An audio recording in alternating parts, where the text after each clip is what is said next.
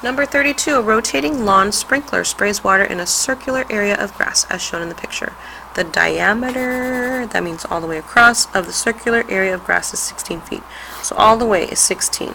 From here to here, 16. Which measurement is closest to the area? So we're looking for area on your chart. It reminds you that there is only one formula for area, and it's pi r squared. R stands for radius. This is the diameter.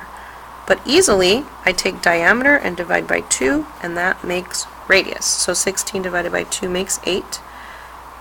8 is my radius. I'm going to be using, let's use 3 for pi, because I can estimate. And I have 8 squared first, because remember, pi is a dessert. 8 comes last, so I have to do this. This is 8 times 8.